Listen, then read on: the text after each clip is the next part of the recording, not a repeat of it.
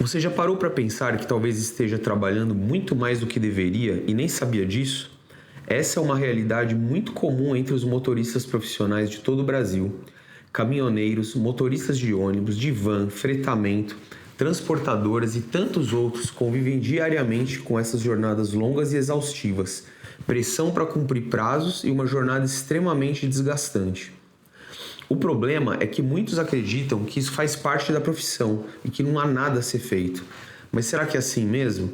Nesse vídeo eu quero explicar de forma simples e objetiva quais são os principais direitos trabalhistas dos motoristas profissionais, quais abusos infelizmente ainda acontecem com frequência e quais as situações que podem ser importantes para buscar uma análise do seu caso.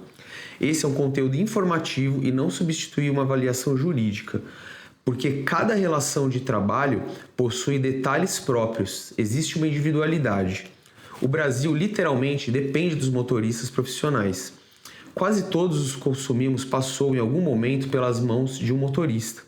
Alimentos, medicamentos, combustíveis, material de construção, tudo passa pelas mãos dos motoristas. A economia gira em torno disso. E existem profissionais que passam horas atrás do volante. Justamente por isso, a legislação criou regras específicas para proteger esses trabalhadores. Afinal, um motorista cansado não coloca apenas a própria saúde em risco. Ele também coloca em risco passageiros, pedestres e todos os demais usuários das rodovias e que estão em volta dele. Mesmo assim, ainda é muito comum encontrar empresas que impõem jornadas incompatíveis com a legislação, metas muito difíceis de cumprir, intervalos insuficientes e uma pressão constante por produtividade. Em muitos casos, o motorista acaba aceitando essa realidade por medo de perder simplesmente o emprego, porque acredita que sempre foi assim e vai continuar assim.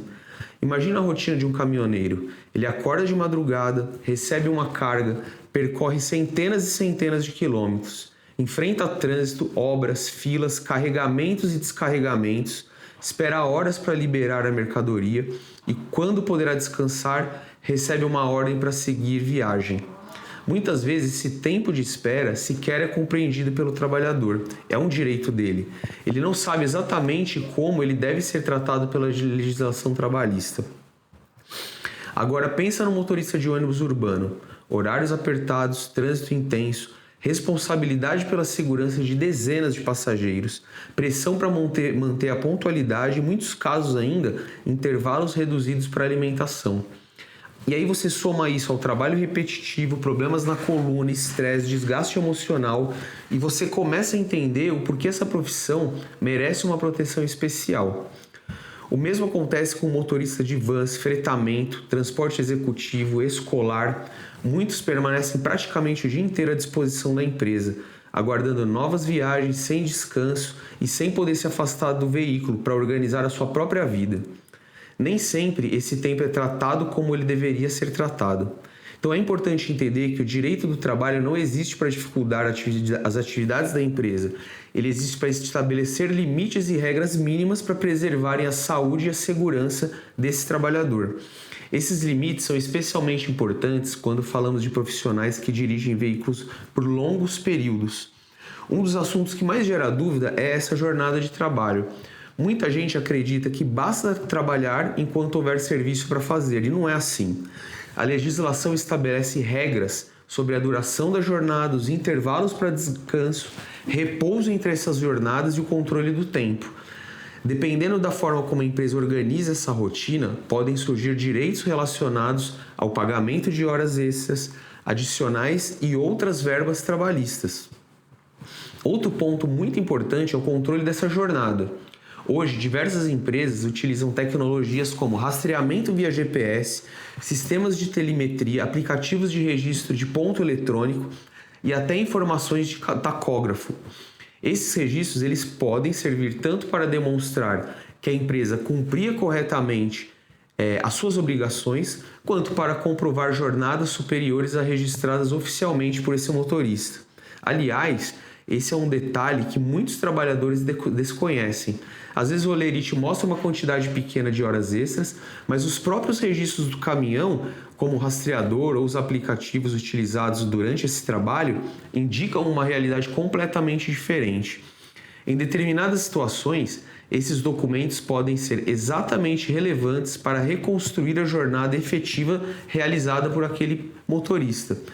Outro erro muito comum é acreditar que apenas as folhas de ponto servem como prova. Não, na prática, uma ação trabalhista pode envolver diversos elementos: conversas por WhatsApp, mensagem de áudio, e-mails, ordem de serviços, comprovante de abastecimento, notas fiscais, pedágio, comprovantes de entrega e etc.